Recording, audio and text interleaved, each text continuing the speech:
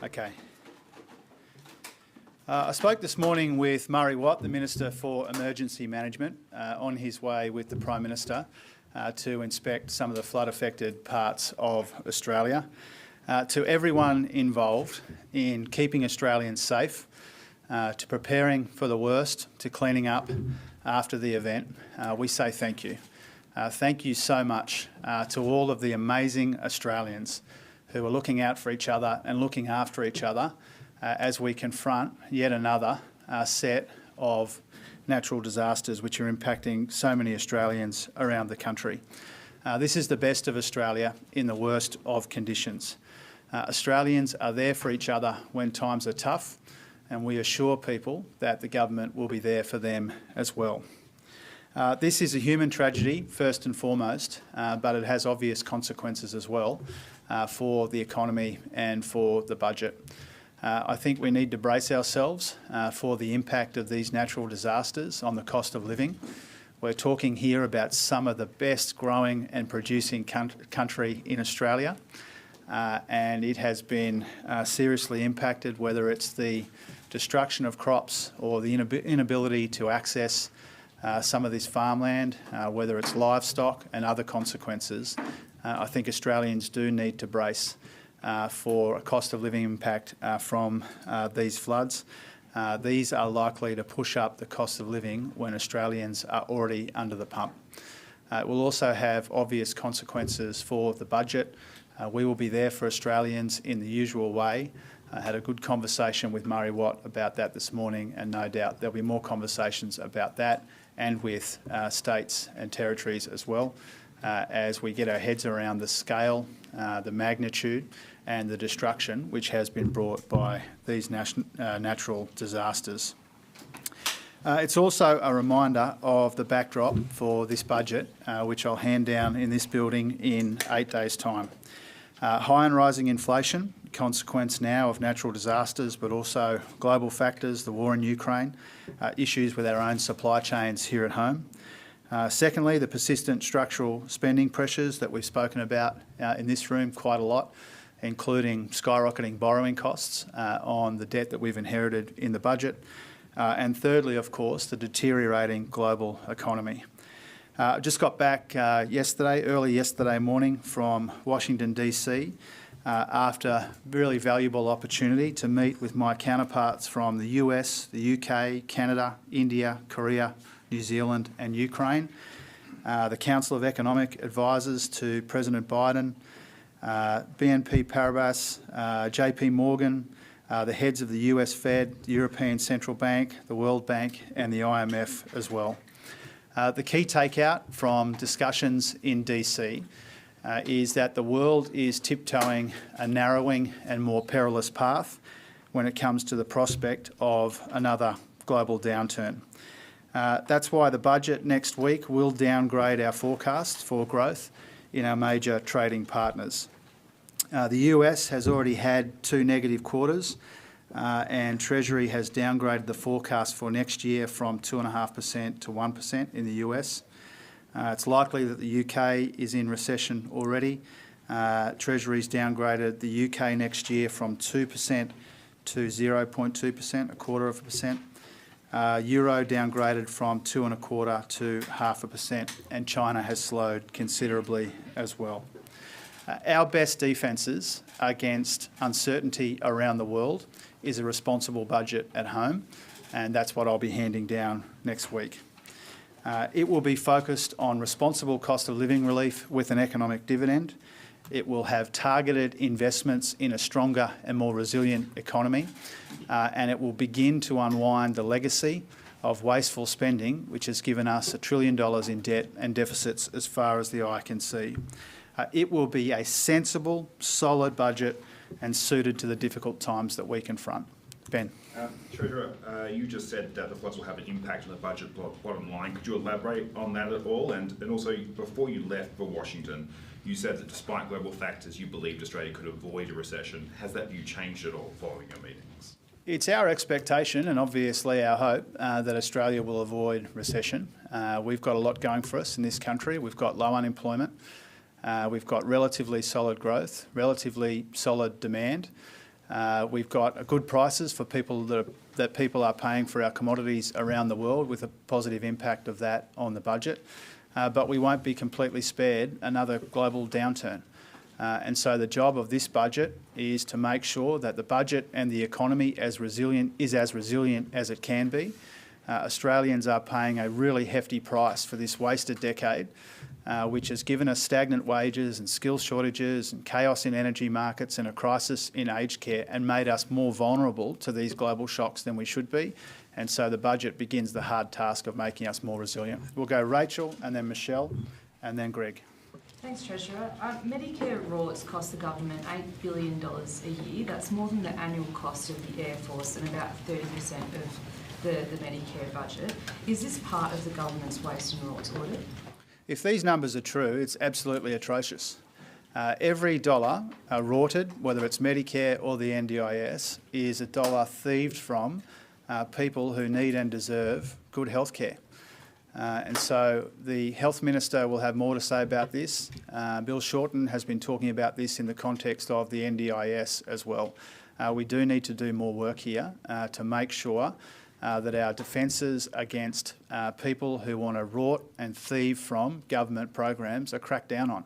And so we will do that work. Very concerning reports, very troubling revelations, and something that we will get to the bottom of, because we don't want to see a single dollar rorted or thieved from the system when it could go to helping people who are vulnerable, help them with their health care or their disability care. Michelle. You said before you left that you would make specific changes to the budget in light of your information in Washington if necessary. Are you making specific changes as a result? And secondly, the money to do with the floods, the costs and so on, will there be time to put an estimate in this budget, or will that have to wait till later?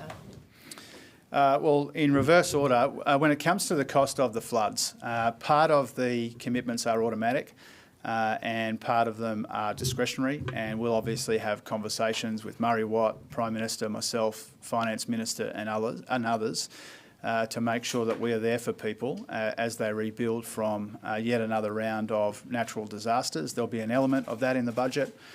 We'll make sensible provisions where we can. We're in the process of putting the finishing touches on the budget this week. We're in the process of putting the finishing touches on the budget this week, and to the extent that we can incorporate events as they unfold, we'll do our best to do that. Same with the international situation. I think the key lesson from all of those discussions over a pretty hectic 2.5 days in Washington, DC, is that anything that we can do to build buffers against this international uncertainty, we should be doing. And so for me, I think it was confirmation that we're broadly on the right track with our budget strategy. Unwind wasteful spending, redirect it to areas where it can be more productive, and make sure that we provide cost of living relief with an economic dividend so that it doesn't push up inflation. When you go around the room at the G20 and listen to my counterparts as economic ministers around the room, and you listen to central bank governors from around the world, really the key takeout is that this is a time for restraint and resilience, and that's what the budget will be about. I said Greg, then we'll go Phil, then Claire, and then Ross. Some of the funds the government's looking at, like the Building Better Regions Fund, the Community Grants Fund, are any of those on the chopping block like to actually be abolished, or are you just looking at lowering spending in them and reallocating programs out of them, or is there a chance some of them could go altogether? We'll make that clear on budget night, but our efforts here are all about getting maximum value for money. And in some of these programs, for too long, I think there has been a culture of a lack of rigour making these kinds of commitments, so we want to change that. And I think Catherine King and Katie Gallagher did a great job yesterday of explaining our approach to some of these funds. When you've got $1 trillion in debt, when you've got deficits as far as the eye can see, you've got to make sure that your spending is defensible. We want to make big investments in the regions. We want to make big investments in infrastructure, and we will, but we need to make sure that that's responsible and sustainable and profiled in a way that we can actually build what we commit. Phil. Yeah, Treasurer, you talk about tough decisions, the need to make them in subsequent budgets. And you always list these 5 areas of structural spending. Are you prepared to have a really solid look at things like, I know you mentioned last week the waste in defence, rather than just aim for a spending figure, actually make sure you're actually getting value for money, and the NDIS, where experts complain that the people who provide services also assess the needs of the person they're providing the service for, and that is the real reason that thing's blowing out, not just the roaring and stuff around the edges. Is Labor really prepared to sort of put the broom to those sorts of programs and between now and the next election to try to get them back on a sustainable basis, or too politically difficult? No, I think an important part of making spending on aged care, disability care, health care, defence, and meeting these increasing borrowing costs is making sure we're getting value for money. And where there's rorting of the system, obviously we need to crack down on that. And where there's a lack of efficiency, we need to address that too. If you take the NDIS as an example, that's a very fast-growing area of government spending. We believe in the NDIS, and we want to make sure it's delivering for people with a disability in this country. And part of that means making sure that the money that's spent on that, really quite extraordinary sums of money that's spent on the NDIS, is doing the job that it's supposed to do. We don't have a lot of room in this budget to spray money around unnecessarily. Where we can make programs more efficient, we should. Claire, and then Mark, and then David. Treasurer, one of the things Labor took to the election was making the Emergency Response Fund spend its money on mitigation rather than as it had been on clean-up and recovery. What therefore is going to be the impact of having to pay for that clean-up and recovery out of the usual budget rather than this off-budget fund? Can you give a sense of what this will cost us over the next few years, and particularly this floods? Yeah, we will in time. It's too early to gauge the full impact on the economy or on the budget of what we're seeing right up and down Eastern Australia. We will account for that in the usual way when the full magnitude of the devastation and the destruction is known. But our commitment to Australians is that we will do the right thing by them. We will help them rebuild. We know that this has consequences for the budget, and we know that this devastation has consequences for our economy and for the costs of living as well. And so we will do the right thing by people. That will come with a cost, and we'll account for that cost in due course. Mark, then David. Treasurer, just back on this Medicare, these revelations, which you said were absolutely atrocious, thieving from taxpayers and very troubling. One of the troubling parts of the reporting this morning, apparently on face value, is that these doctors being able to pay back hundreds of thousands of dollars, in some cases millions of dollars, to Medicare without criminal consequences. Shouldn't these doctors be locked up? Oh, look, I think primarily this is an issue for Mark Butler, the Health Minister, to get to the bottom of. This is something that I've been made aware of, but the challenge of dealing with these revelations is really for Mark to speak about. My view is if you're stealing from Medicare or the NDIS, you're a grub. And it means that money that is not exactly thick on the ground in the budget is not going to people who need it. And so Mark will get to the bottom of that in the same way that Bill is getting to the bottom of it in the NDIS. We don't have money to waste on these programs. If it's being rorted and thieved, then let's get to the bottom of it and make sure we've got the best arrangements. Treasurer, just on your global meetings, not only with the IMF and the World Bank, but also in the G20, but with the banks as well in the US. Before you went to the US, we'd seen financial markets really clobber the UK over their mini budget settings. And so it highlighted this revolt you can get from the financial markets if a government puts a step wrong with its budget. Yeah. What was the mood of the financial markets when you were in the US? Do you think that experience was restricted to the UK, or do you think that they are more touchy now with all governments in terms of their budget settings? Is that something that you're going to have to keep in mind on October 25? Yes, and if there was one kind of theme hanging over almost all of the discussions, is people were reluctant to be critical of the domestic policy settings of another country, and in our respect, a great friend of Australia like the UK, but clearly hanging over all of the discussions was the sense that what had happened there was, as I've said before, a cautionary tale about what it looks like if you don't get monetary policy and fiscal policy working together in the same direction. And people weren't exactly tiptoeing around that conclusion, including in the closed-door discussions that I had with my counterparts from the G20. I mean, as you know, we've been following that situation in the UK really closely. And in those G20 meetings, you're sitting there with the central bank governor, from the key economic minister and the central bank governor. And I think nobody would have left those discussions thinking anything other than the best defences against this global uncertainty is responsible budgets. You need to make sure that our budgets aren't making the hard task of central banks harder. And I think that's really the inescapable conclusion of what we heard and saw over there. Shane, and then Andrew, and then Charles, and then Katina, and then we're probably done. You did meet with Jerome Powell, and at the weekend Andrew Bailey signalled that the next move in interest rates in Britain, it's going to be higher because of what's gone on. One of the themes coming through out of the Washington meeting seemed to be where central banks are headed. Are you fearful that central banks can be too aggressive and will drive the world into recession? Well, the central banks have got a difficult job to do here and around the world. And we've got high and rising inflation in many parts of the world. We've got all the pressure that comes from the war in Ukraine, and some of us have got additional pressures like natural disasters and issues with supply chains. And so they've got a hard job to do, and we've got to make sure that we're not making that difficult task even harder. I think that there is a real concern around the world that with inflation as high as it is and has been, and the blunt and brutal application of monetary policy to that situation does risk a hard landing. That is one of the main risks that people identify around the world about the situation that we confront right now.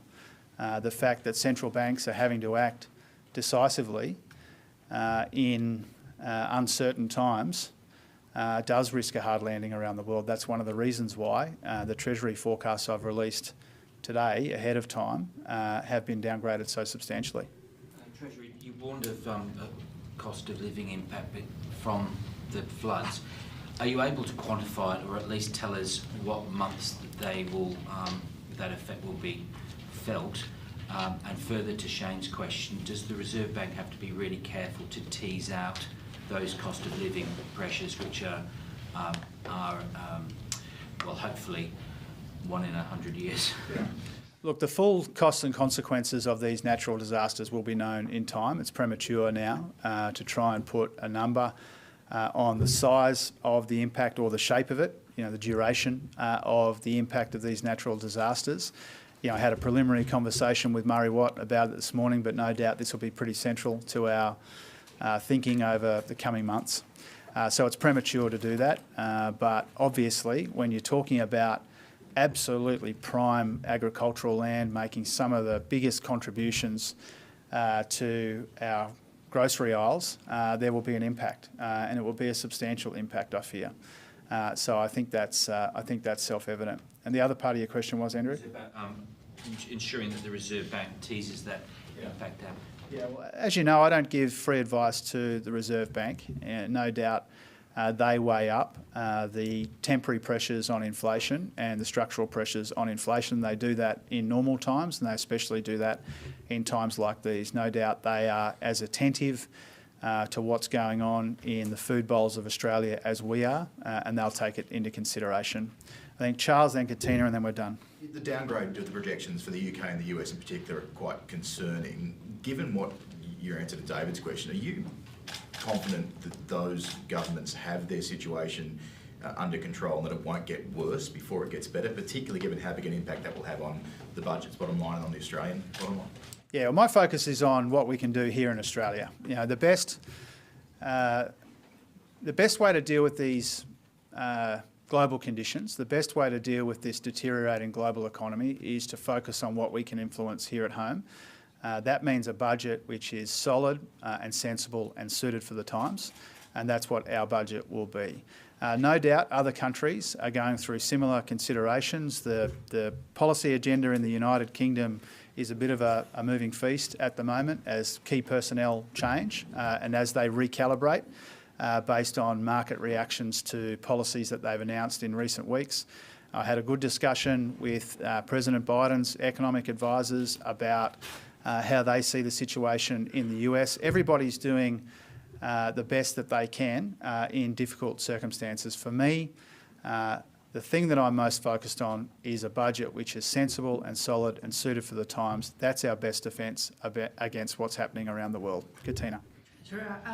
You stood here last week and said that we needed to have an adult, grown-up conversation about really what needs to happen. It feels like at the moment that conversation, both sides in it are just saying, well, things are really bad at the moment. When do we get to the point where you say, here's what we could or should be doing about it? Is that going to be after this budget and looking towards May? How do we have that conversation? No, I think you'll see the fruits of that in the October budget. You know, we will make changes to spending. We will start to make changes to multinational taxes. We will take a very responsible approach to the extra revenue that we get in the near term from the prices that people are paying for our commodities. And that's an important way to begin this conversation about the structural spending pressures on the budget. You know, I've actually been really pleased the last few weeks the way that people have dialed into the big five spending pressures on the budget, for example, and the way that they have recognised that we need to rebuild our buffers and make our economy stronger and more resilient, particularly as the global economy gets weaker. So I think we are a good chance of a really important and productive national conversation about how we spend and invest on the things that our society values most. You'll see some of the fruits of that in October, but October was always intended to be the beginning of that conversation and not the end. One of the reasons why we decided to do a budget in October and not to wait between March and May, 14 months, is because I think, as Phil might have said yesterday, you know, this is about implementing our election commitments. It's about giving a more realistic picture of the fiscal situation, not just the size of the challenge that we confront, but the shape of the challenge that we confront over the next 4 years and over the next 10 years.